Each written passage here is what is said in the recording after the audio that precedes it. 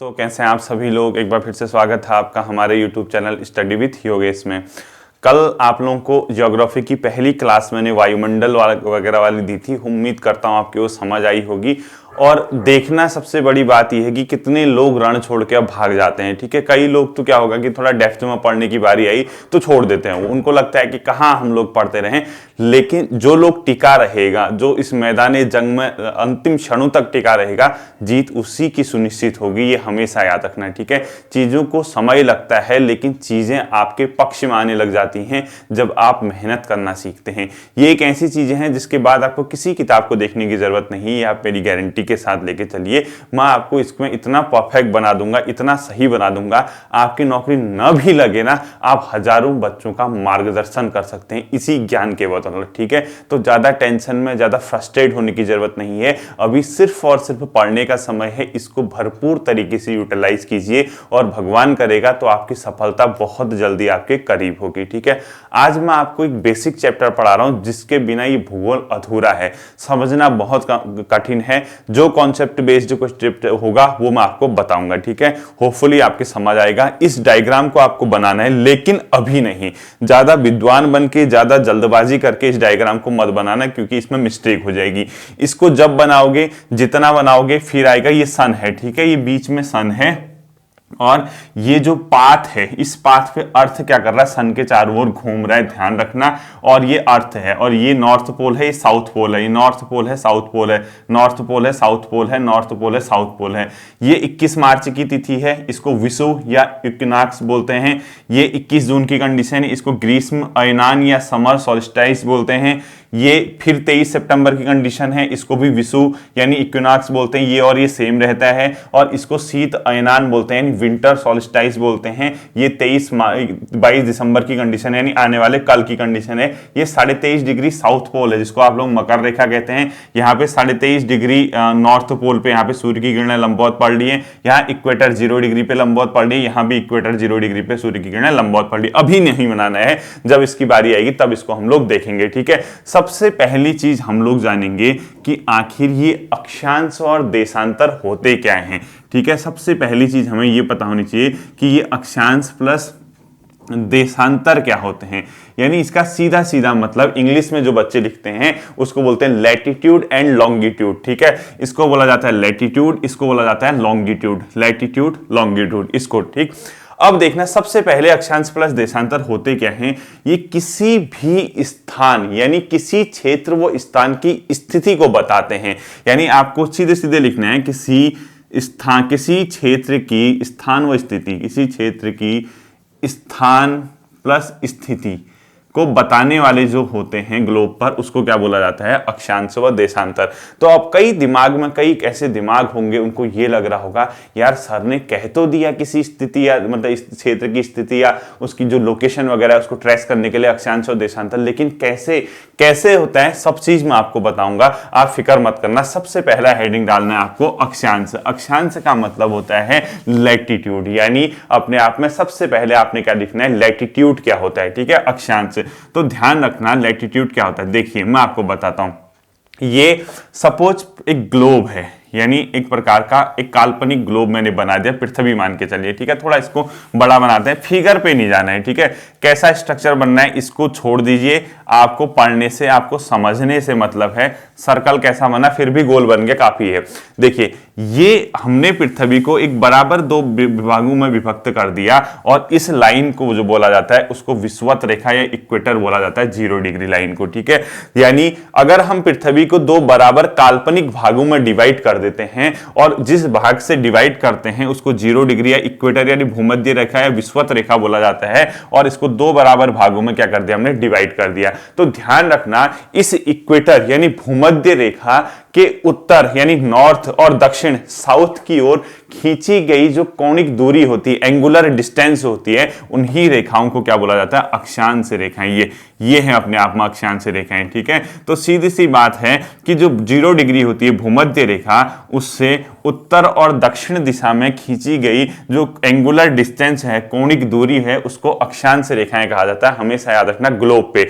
तो ये 0 डिग्री को भूमध्य रेखा इक्वेटर बोलोगे। इसके बाद जो आपका अपने आप में बसता है, यानी इसके साथ ही नॉर्थ और साउथ की ओर जो कोणिक दूरी होती है उसको क्या बोला जाता है, अक्षांश रेखा। तो लिखो भूमध्य रेखा के उत्तर व दक्षिण की कोणिक दूरी, यानी भूमध्य रेखा यानी 0 डिग्री के भूमध्य रेखा, ठीक है, उत्तर व दक्षिण की कोणिक दूरी में कोणिक यानी एंगुलर डिस्टेंस, ठीक है, क्योंकि कोण में लिखते हैं इसको, कोणिक दूरी क्या कहलाती है अपने आप में, अक्षांश रेखाएं कहलाती हैं। और ये जो रेखाएं होती हैं पैरेलल ऑफ 0 डिग्री, यानी जो रेखा है इसी के समानांतर है। देखो पैरेलल है ना, जो लिखो ये 0 डिग्री के समानांतर होती हैं, समानांतर यानी 0 डिग्री की क्या होती हैं, पैरेलल होती हैं। तो ऐसी रेखाओं को क्या बोला जाता है, अक्षांश रेखाएं बोला जाता है, ध्यान रखना। यानी 0 डिग्री के नॉर्थ और साउथ में एंगुलर जो दूरी होती है जो कि 0 डिग्री के पैरेलल समानांतर होती है, क्या कहलाती है अपने आप में, अक्षांश रेखाएं कहलाती हैं। और ध्यान रखना एक अक्षांश पर सभी स्थान भूमध्य रेखा से समान दूरी पे होंगे। सपोज यहाँ पे कोई कंट्री है इस अक्षांश पे, दूसरी कंट्री यहाँ पे है, तीसरी यहाँ पे, तो एक अक्षांश एक ही अक्षांश पे देखिए एक ही लाइन पे, तो ये 0 डिग्री से इक्वल डिस्टेंस पे होंगे। ध्यान रखना, ये देखो 0 डिग्री से इक्वल डिस्टेंस आ गया। सपोज यहाँ पे अमेरिका था, यहाँ पे ब्रिटेन है, यहाँ इंडिया है, तो ध्यान रखना कि ये यहां से इक्वल डिस्टेंस पे होंगे। तो अगला पॉइंट लिखना है, एक अक्षांश पर सभी बिंदु भूमध्य रेखा से समान दूरी पर होते हैं। एक अक्षांश पर सभी बिंदु भूमध्य रेखा से समान दूरी पर होते हैं। फिर सुनना, एक अक्षांश पर सभी बिंदु भूमध्य रेखा से क्या होते हैं, समान दूरी पर होते हैं। ये पॉइंट आपको ध्यान में रखना है, ठीक है।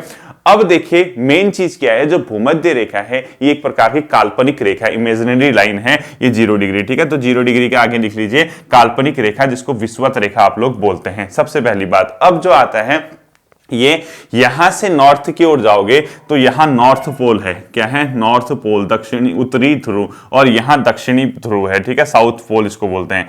नॉर्थ पोल और साउथ पोल ये दक्षिणी ध्रुव है, और ये अपने आप में 0 डिग्री के पैरेलल जो लाइनें डाली जाती हैं उसको अक्षांश रेखाएं कहते हैं। इतना आपको पता होगा, ठीक है। सेकंड आता है आपका देशांतर क्या होती है, यानी देशांतर अगली हेडिंग लिखनी है, यानी लॉन्गिट्यूड के बाद लैटिट्यूड लिखना है, ठीक है, देशांतर। अभी आपको मैं पूरा इसको कॉन्सेप्ट सहित पहुंचा देता हूं, कहां पहुंचाऊंगा देखना, देशांतर लाइन।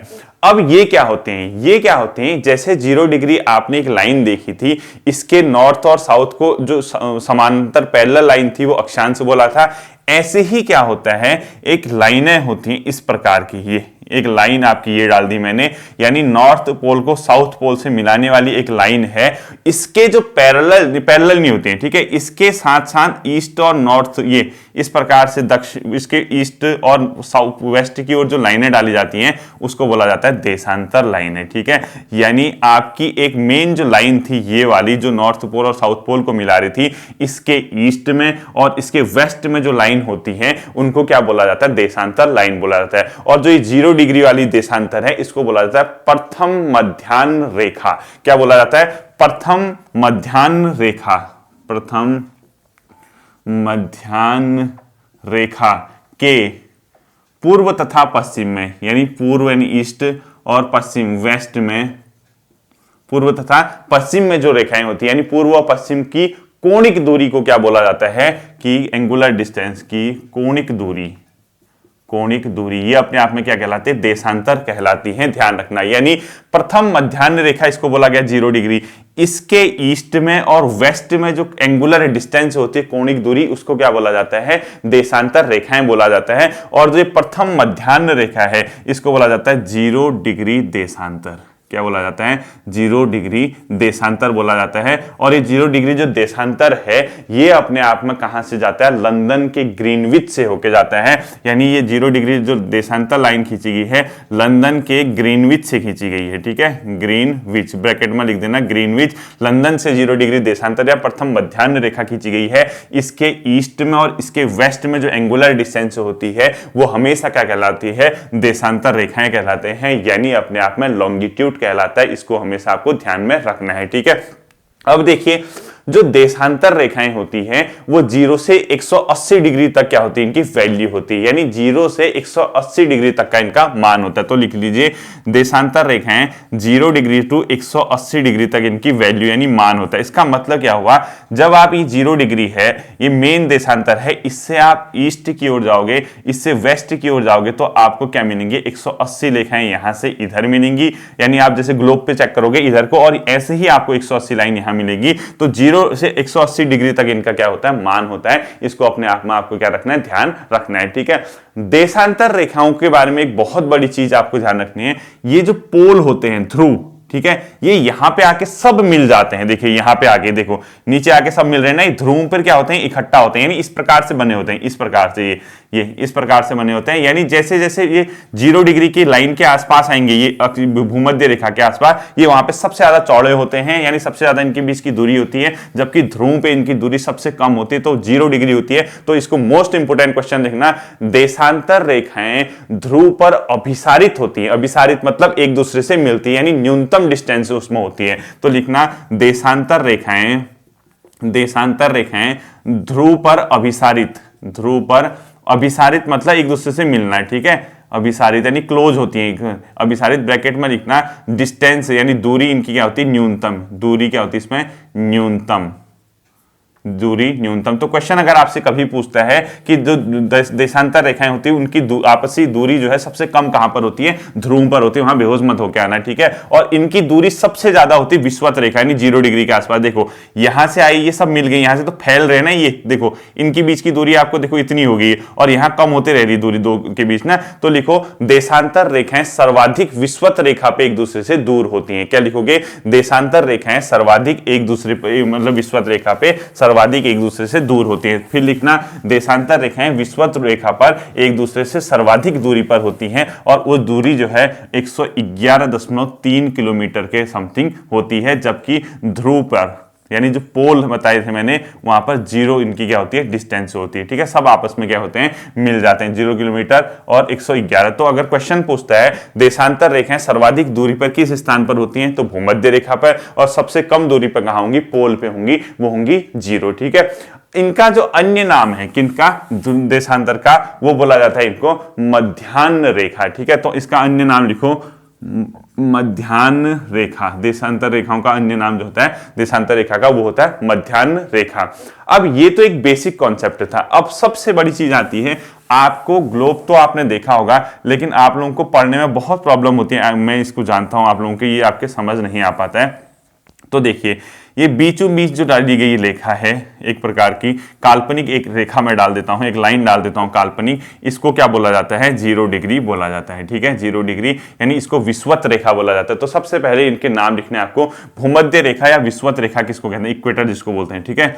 भूमध्य रेखा या इसी को क्या बोला जाता है, विषुवत रेखा, विषुवत रेखा। अब यहां की विशेषता क्या है मैं फिर बताऊंगा, ठीक है। इसको बोला जाता है 0 डिग्री को, इससे नॉर्थ होता है, इससे साउथ होता है। तो इससे जो नॉर्थ होगा, यहां पर 23.5 डिग्री पर इसकी एक रेखा होती है, इसको बोला जाता है कर्क रेखा। क्या बोला जाता है, कर्क रेखा। कितने पे होती है, 23.5 डिग्री पर होती है। कितने होते हैं, 23.5 डिग्री उत्तर लिखा होना चाहिए, क्योंकि नॉर्थ का मतलब है अपने आप में उत्तर, ठीक है। 23.5 डिग्री नॉर्थ होगा। इसी तरीके से इस 0 से 23.5 डिग्री दक्षिण की ओर आओगे तो उसको बोला जाता है मकर रेखा। क्या बोला जाता है, मकर रेखा। ये होता है अपने आप में 23.5 डिग्री दक्षिण, ठीक है। इसको बोला जाता है 23.5 डिग्री साउथ। ये होती है अपने आप में मकर रेखा। अब देखिए जैसे ये 0 डिग्री होगी विषुवत रेखा, इक्वेटर, कर्क रेखा, मकर रेखा, तुरंत एक अच्छे बच्चे की तरह ये सर्च करना कि विश्व में विषुवत रेखा कितने देशों से होकर गुजरती है, फैक्ट के रूप में। 3 का 3 होमवर्क है, तो तुरंत क्वेश्चन लिखना, विषुवत रेखा कितने देशों से होकर गुजरती है, कर्क रेखा कितने देशों से होकर गुजरती है, मकर रेखा कितने देशों से होकर गुजरती है। इनके फैक्ट आपको तुरंत कमेंट सेक्शन में आपको मुझे बताना है कि विश्व में विषुवत रेखा, कर्क रेखा, मकर रेखा कितने देशों से होकर गुजरती है, ठीक है। अब देखिए जैसे ही आपने इनके नाम लिखे, इससे फिर जाके अगर आप नॉर्थ की ओर जाओगे, साउथ की ओर आओगे, तो आर्कटिक वृत्त बोला जाता है 66.5 डिग्री उत्तर को, ठीक है। ये पेपर में छांटना आता है आपका, और ये 66.5 डिग्री दक्षिण, तो ये 66.1.5 डिग्री साउथ, और ये 66.5 डिग्री नॉर्थ, यानी इन लाइन को जो नॉर्थ में होगा वो आर्कटिक वृत्त बोला जाएगा और इसको बोला जाएगा अंटार्कटिक वृत्त। ठीक है, तो लिखो यहां पे लिख देना आप लोग। ठीक है, इधर लिख देना 66.5 डिग्री नॉर्थ को, उत्तर को क्या बोला जाता है, आर्कटिक, आर्कटिक वृत्त। ठीक है, इसको क्या बोला जाता है, आर्कटिक वृत्त, या इसका अन्य नाम है उत्तरी ध्रुव वृत्त।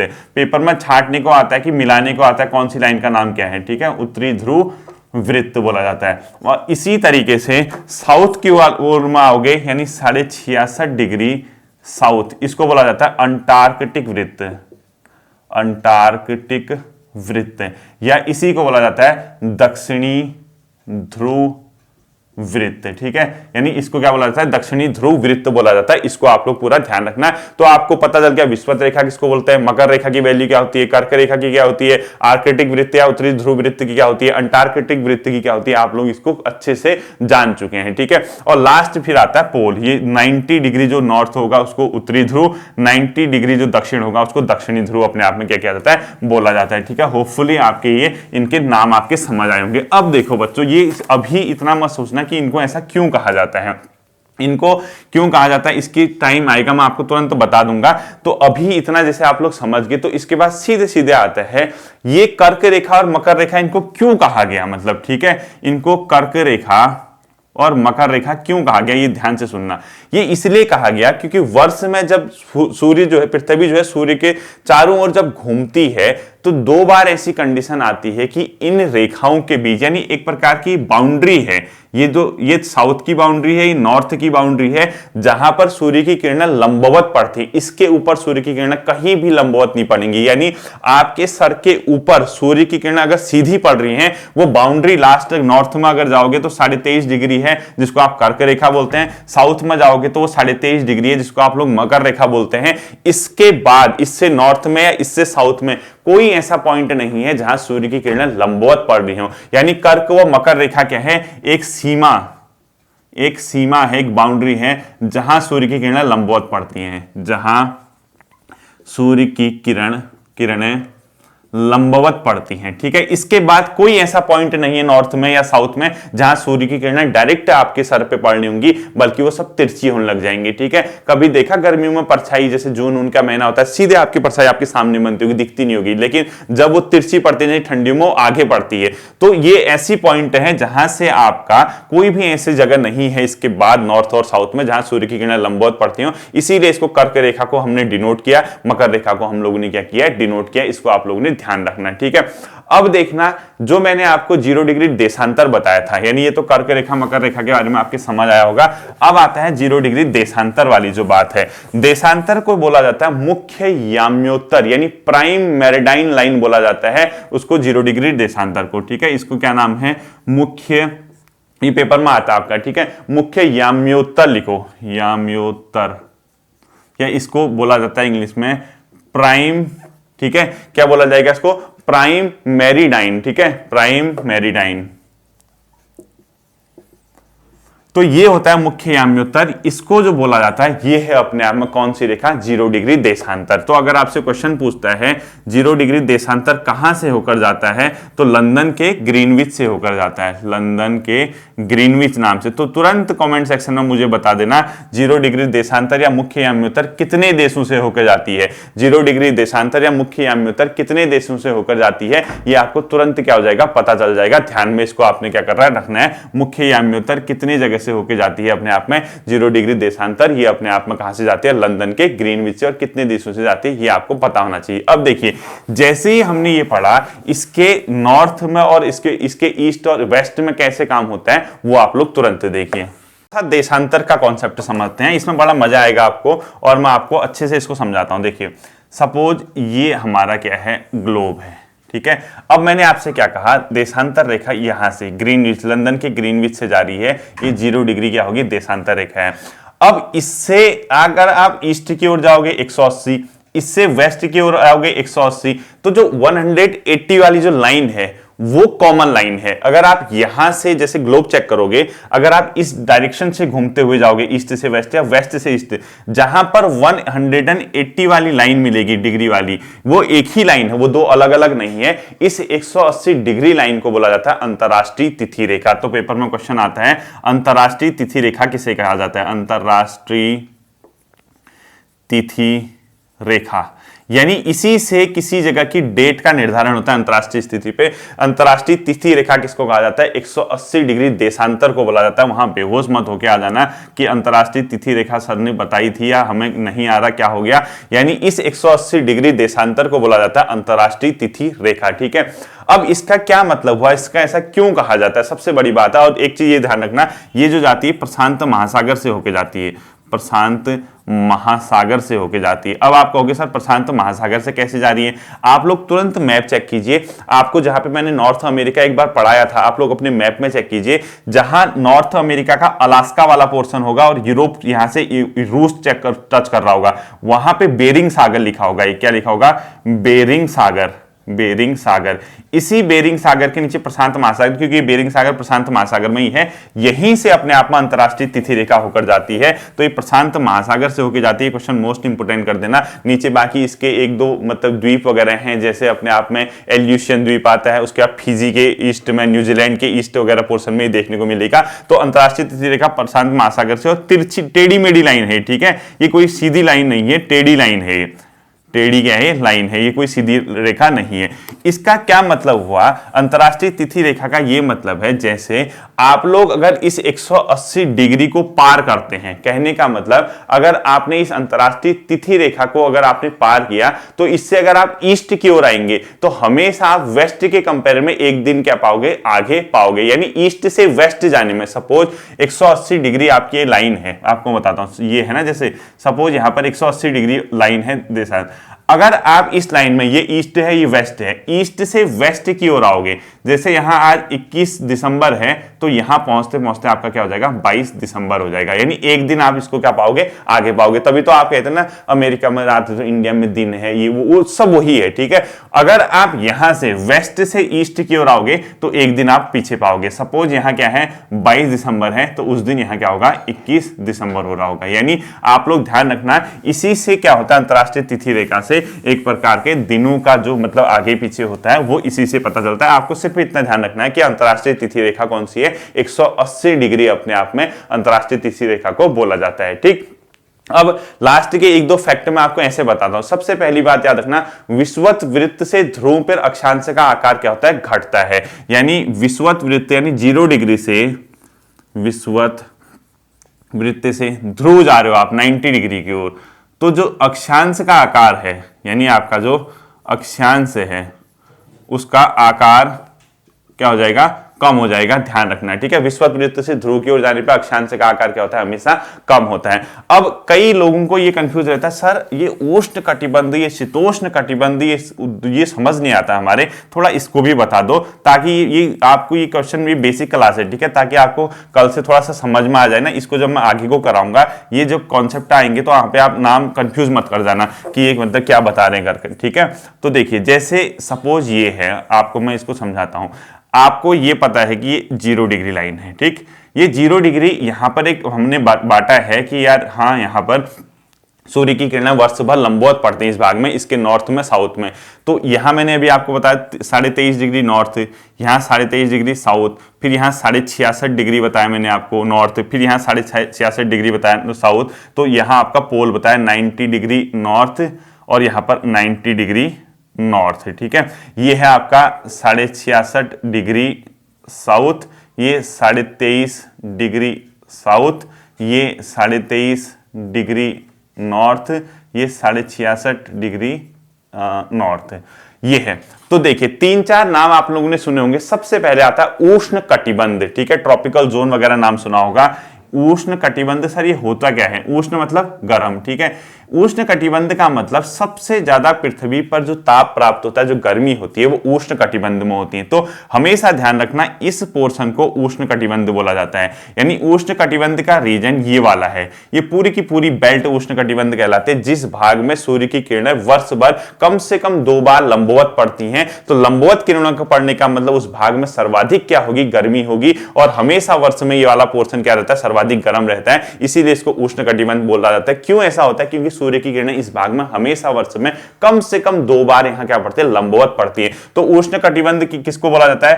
कर्क प्लस मकर रेखा के मध्य, मकर रेखा के मध्य का जो भाग है उसको बोला जाता है उष्ण कटिबंध। ठीक है, अब इससे अगर आप नॉर्थ जाओगे इस कर्क रेखा से और इस मकर रेखा से साउथ की ओर जाओगे तो यहां इसके कंपैरिजन में सूर्य की किरणें लंबवत न पड़ के तिरछी पड़ेंगी। कैसे? सपोज देख लीजिए, ये सन है, यहां से इसकी रेज आई, ठीक है, यहां पर अर्थ है आपका और ये 0 डिग्री है, तो यहां पर सूर्य की किरणें इतनी जल्दी पहुंच रही है, यहां थोड़ा इतना चलना पड़ रहा है, इतना चलना पड़ रहा है, इससे ऊपर जाओगे इतना चलेगी, इतना चलेगी, ये बढ़ते रहेगी डिस्टेंस। देखो तो सूर्य की किरणें जितनी ज्यादा ट्रेवल करेंगी उसकी इंटेंसिटी गर्मी की वो क्या हो जाएगी, कम हो जाएगी, और उतना ज्यादा उसको परावर्तन होना पड़ेगा, प्रकीर्णन होना पड़ेगा। क्यों? वायुमंडल जब वो ट्रेवल करेगी तो बहुत से ऐसे फैक्टर हैं जिससे कि धरती पर उसका प्रकाश पहुंचने से पहले कई भागों में विभक्त हो सकता है, कई परावर्तित, कई अपवर्तित, कई प्रकीर्णन और कई धूलकण वगैरह उसको सोख लेते हैं। तो इस वजह से इन भागों में सूर्य की किरणें उतनी लंबवत नहीं, मतलब उतनी ज्यादा गर्मी नहीं मिल पाती है।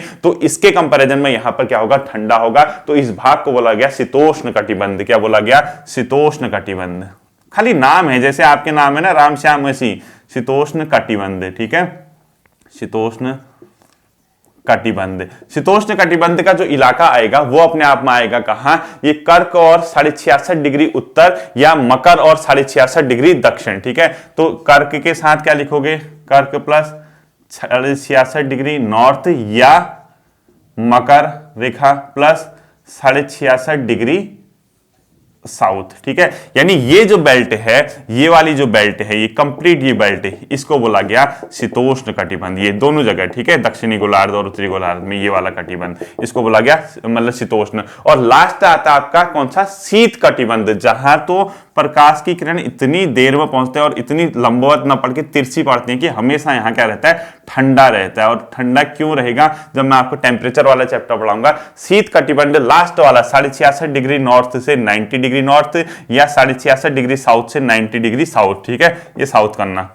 ये जो पोर्शन है, ये वाला, ये और ये अपने आप में क्या कहलाएगा? शीत कटिबंध कहलाएगा। ठीक है, शीत कटिबंध का मतलब होता है कहां? तो आप लिख लो 66.5 डिग्री नॉर्थ से 90 डिग्री नॉर्थ, या 66.5 डिग्री, नीचे लिख लो 66.5 डिग्री, इनके नाम क्या होते हैं मैंने अभी बता रखे हैं आपको। ठीक है, साउथ टू 90 डिग्री साउथ, इसको बोला जाता है क्या? शीत कटिबंध। तो होपफुली उष्ण कटिबंध, शीतोष्ण कटिबंध और शीत कटिबंध वाला जो कॉन्सेप्ट है आपके समझ आया होगा। सिर्फ और सिर्फ सूर्य की किरणों से कितना इन भागों में प्रकाश मिल रहा है, इसके आधार पर इसको हमने क्या किया, कैटेगराइज किया। तो पेपरों में अगर क्वेश्चन आएगा शीतोष्ण कटिबंध किसमें होता है, शीत कटिबंध किसमें होता है, वहां बेहोश मत होकर आ जाना, ये आपको ध्यान रखना है। ठीक है, अब आता है कॉन्सेप्ट बेस्ड क्वेश्चन देशांतर रेखा से, जो आपके पेपरों में बहुत ज्यादा क्या किया जाता है, पूछा जाता है। उस पॉइंट को आप लोगों ने क्या करना है, ध्यान में रखना है। ठीक है, वो क्या कॉन्सेप्ट क्वेश्चन है आप लोग देख लीजिए। देखिए,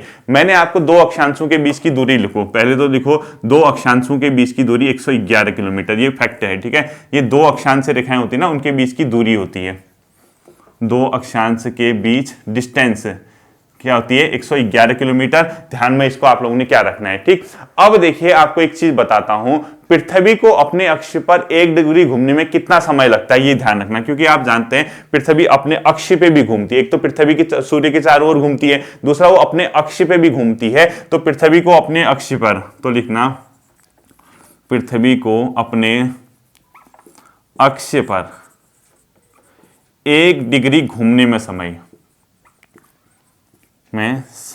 ये कितना लगता है अपने आप में, 4 मिनट लगता है। कितना लगता है, 4 मिनट लगता है। क्यों? क्योंकि खुद बताइए 24 घंटे अगर पृथ्वी घूम रही है तो कितना ट्रेवल करती है वो, 360 डिग्री, पूरा एक चक्कर लगाती है। तो 1 घंटे में कितना करेगी, 360/15 डिवाइड बाय यानी 24। ठीक है, ये कितना आ जाएगा आपका 15, यानी 1 घंटे में 15 डिग्री घूम रही है। यानी खुद बताओ 1 घंटे यानी 60 मिनट में कितना हो रही है, यानी 15 डिग्री घूमने में कितना समय लगा रही हो, 60 मिनट यानी 1 घंटा। ठीक है, तो 1 मिनट घूमने में कितना लगाएगी, 60/15 यानी 4 मिनट, ये हो। ठीक है, तो आपको सिर्फ अभी इतना याद रखना है कि इतना घूमने में कितना समय लगाती है, ये 4 मिनट लगाती है। इतना आप लोगों को क्या होना चाहिए, पता होना चाहिए। अब आप ध्यान रखना, जब आप देशांतर पढ़ोगे, देशांतर लाइन आपने पढ़ा है, आप लोग जानते हैं, तो भारत जो है, आपको भारत की जो लोकेशन है वो कितनी है, भारत का मुख्य समय कितना लिया गया, भारत का मानक समय लिखो, भारत का मानक समय ये कितना है, 82.5 डिग्री पूर्व, यानी ईस्ट देशांतर। यहां से भारत का क्या लिया गया है, मानक समय लिया गया। कहने का मतलब देखिए, ये है आपका, यहां आपका 0 डिग्री ग्रीनविच हुआ। ठीक है, आप भारत कहां है, ग्रीनविच से ईस्ट में, लंदन ग्रीनविच से ईस्ट की ओर है। तो सपोज भारत की लोकेशन यहां पर है, कितना है, 82.5 डिग्री ईस्ट में भारत की लोकेशन है, यहां पर कहीं इंडिया की लोकेशन है। तो मैंने क्या कहा, यहां से यहां यानी 1 डिग्री में कितने का अंतर आ रहा, 4 मिनट का आ रहा है। तो जब पृथ्वी ईस्ट से वेस्ट यानी पृथ्वी घूमेगी, यानी जब मतलब सूर्य की किरणों को मिलेगी, तो यहां तक जब भारत का यहां इस पोर्शन तक पहुंचेगा तो उसको 82.5 डिग्री में भारत का मानक समय लिया गया है। और मानक समय लेने का मतलब देख लो, 82.5 को आप किससे गुणा कर लोगे, 4 से गुणा कर दोगे, तो 5 घंटा 30 मिनट भारत मानक समय से आगे है। तो क्वेश्चन पूछता है कि भारत का जो मानक समय है, भारत का जो समय लिया गया है, वो ग्रीनविच समय से कितना घंटे आगे है, तो 5 घंटा 30 मिनट आगे है। ध्यान रखना, यानी ग्रीनविच में जितना बजा होगा, आप लोगों ने देखा होगा ना, जैसे इंडियन स्टैंडर्ड जैसे कहीं टाइम लिखा होता है, कितने बजे मैच शुरू होगा, तो 5:30 इंडियन स्टैंडर्ड टाइम लिखा होगा, और दूसरा लिखा होगा 12 बजे ग्रीनविच मेन टाइम, जीएमटी ऐसे लिखा होगा। देखो, ग्रीनविच मेन टाइम और इंडियन स्टैंडर्ड टाइम की तक कहीं बहुत जगह पढ़ा होगा आपने, कहीं पे जीएमटी लिखा होता है, आईएसटी लिखा होता है। जीएमटी का मतलब है ग्रीनविच में उस टाइम कितने बजे हैं, जो अंतरराष्ट्रीय समय लिया गया है हमारा, और इंडियन स्टैंडर्ड टाइम मतलब आईएसटी, इंडिया में उसमें कितना बजा है। तो आप लोगों को क्या करना है, तुरंत देखना हो कितना डिग्री आगे अपने आप में है, उससे आप लोग इसकी कैलकुलेशन को निकाल सकते हैं। ठीक है, अब देखिए, आपको मैं एक क्वेश्चन बताता हूं जो पेपर में आता है। आपको क्वेश्चन देगा, यदि किसी स्थान पर, क्वेश्चन लिखना, यदि किसी स्थान पर दोपहर के 2 बजे हैं, 2 बजे हैं, ठीक है, यदि कोई अन्य स्थान उस जगह से 20 डिग्री पूर्व देशांतर में है, पूर्व देशांतर में है, तो वहां समय कितना होगा, तो वहां समय कितना होगा, समय कितना होगा। ठीक है, ये क्वेश्चन अगर आपका पेपर में आता है तो ध्यान रख लो। आपको पता चल गया किसी जगह पे 2 बजे हैं, तुरंत आपको पता चल गया 2 बजे हैं।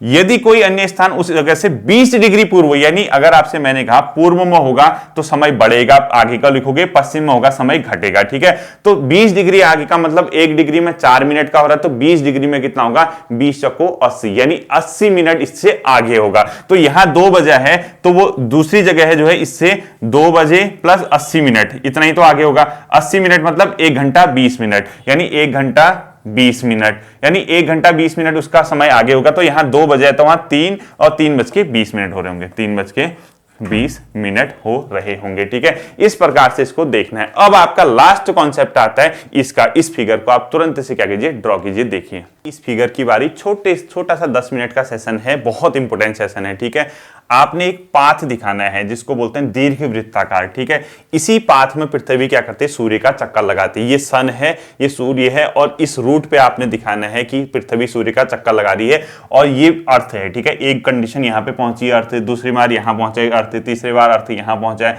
चौथी बार यहां पहुंचे। ठीक, आपको जो लाइन है ये ऐसी ही दिखाना है, मतलब आपको पृथ्वी हर बार ना ऐसी दिखानी है, जैसे ये यहां से 20 से 20 में लाइन डालना, यहां नॉर्थ पोल, यहां साउथ पोल, ऐसे दिखाना है।